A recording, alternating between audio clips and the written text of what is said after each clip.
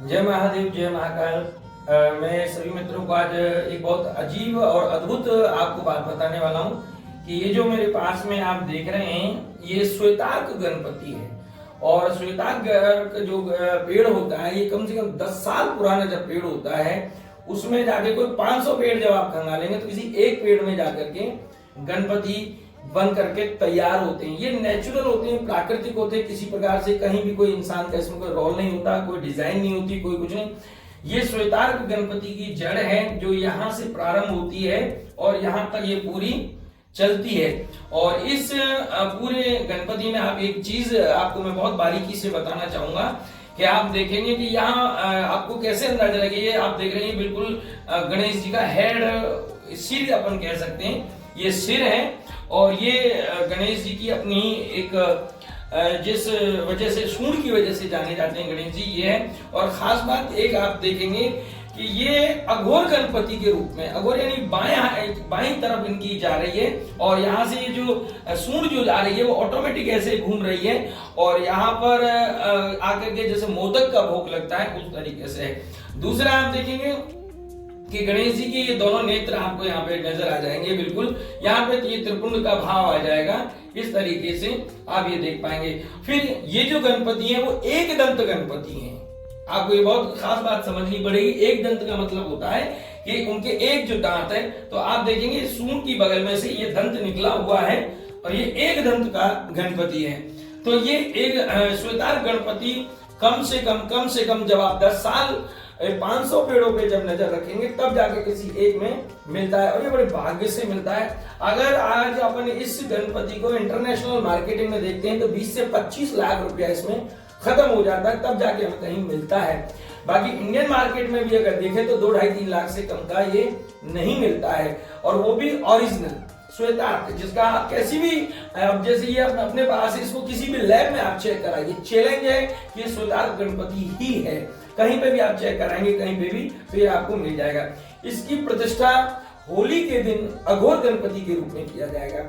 ये इसके दो, अगर आप देखेंगे कि ये जो सूंड है ये बाएं तरफ है, यानी इंसान जब पूजा करेगा तो दाएं हाथ में यानी लक्ष्मी की तरफ होगा और गणेश जी का बाएं हाथ की तरफ होगा। यानी कि यहाँ से आपको दोनों ही चीजें में, दाया और बाया, दोनों ही व्यवस्थाओं के अनुरूप आपको गणेश जी की सेवा और उपासना मिल जाएगी। इसके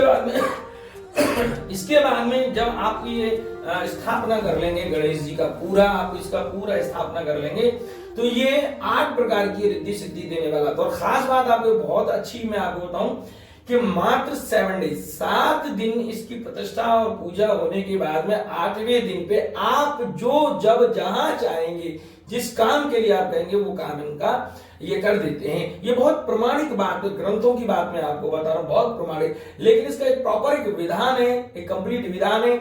अगर आप खुद करना चाहते हैं, अगर आपको कहीं आता है तो आपको ये सिद्ध करना चाहिए। होली का महापर्व है, उस पर करना चाहिए। और नहीं आते तो प्रॉपर किसी जानकारी, एक अच्छे गुरु के पास में रहकर आपको ये साधना सिद्धि करनी चाहिए, जिससे कि आपको घर में रिद्धि सिद्धि और लाभ और शुभ, ये चारों चीजें बराबर आपको मिलती रहे। ये श्वेतार्क गणपति है जो हमने बड़ी मुश्किल से जाके 500 पेड़ों को खंगाला, तब जाकर के ये हमें प्राप्त हुए हैं।